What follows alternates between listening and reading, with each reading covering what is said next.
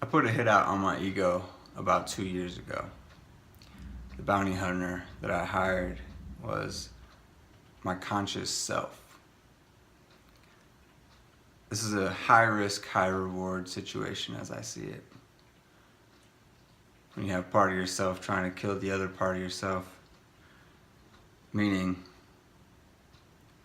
trying to unsubscribe from everything that isn't really me, trying to stop listening to the voice inside my head, giving me instructions that I don't really, like I said, that aren't really me.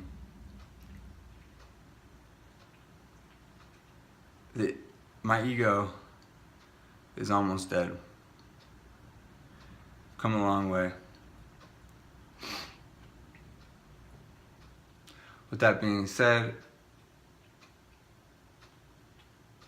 it's a very lonely place.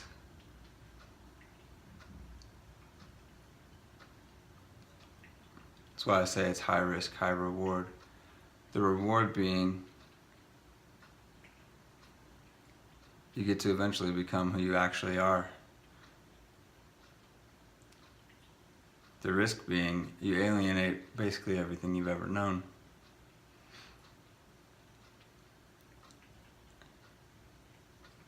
Coming right along with this process has been the fact that I've kind of become a philosopher. I've always been an artist, but now I find myself thinking about philosophy all the time.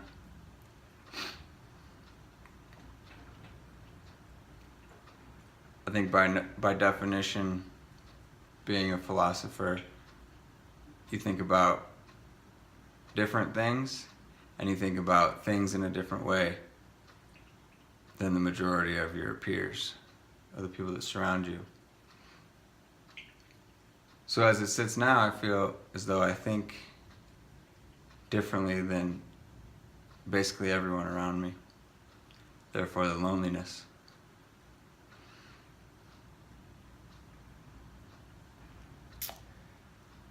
I feel that it's worthwhile.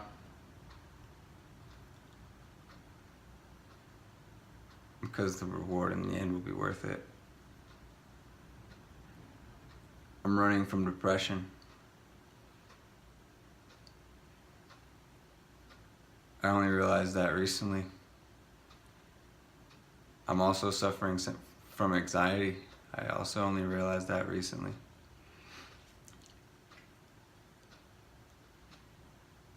I heard about the concept that human suffering or depression, there is a purpose, there is a reason for it, an evolutionary purpose to our suffering, and that is to change what's not right around us. Our dissatisfaction with certain things around us, the emotional weight that carries, can inspire us to change, can inspire us to improve our surroundings. And the things that I see that are depressing aren't the normal things that might cause a lot of depression, I think. For me, it's less about my own personal surroundings, my own personal situation, more about the status of humanity at this point.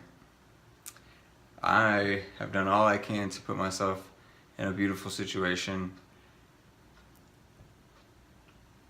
I'm surrounded by the mountains, I'm surrounded by my family, I do what I love every day. But still there's this dissatisfaction with the way that we humans are trending. Elon Musk says that he just couldn't live in a world where we weren't pursuing and actively going after an intergalactic space travel program. I feel the same way about a humanity that is destroying itself. In the same way, it hurts his being, his mind, his heart, his everything, to think of us as a species that can accomplish this goal of space travel, it does the same thing to me. It hurts my heart, my soul, my being to realize that we are a species that is destroying itself. And there is so much more potential for us that we are not, taking advantage of. This is the thing that could drive me to depression. I believe this is what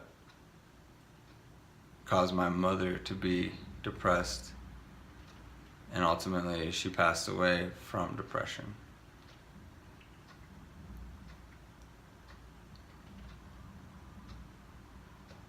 It's really hard to sit idly by and watch the world destroy itself and not try to actively fix it. I think that's the curse of being aware of these things. I'm also a designer, and I think a designer I'm a designer type, I should say, and what goes along with that is constantly trying to iterate and improve the situation. So again, I just can't sit idly by and watch this, which is why I do what I do.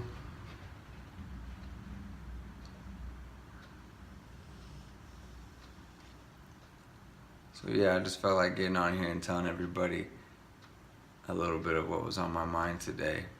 I think my ego is almost dead. I've unsubscribed from so many thought processes already. It's getting more and more lonely. When you think differently than 99% of the people around you, that starts to be, you start to feel crazy, right? You talk about things that people think sound crazy, and you're withholding way more than you're sharing. So it's just really lonely. It's like all the analogies about walking down a path unpaved. I'm really trying to put my priorities and my effort towards discovering what we should be doing, how to fix this, proving that the grass is greener on the other side, proving that we should not just keep our nose to the grindstone, that we should actually look up at the horizon and see what's possible and aim for that.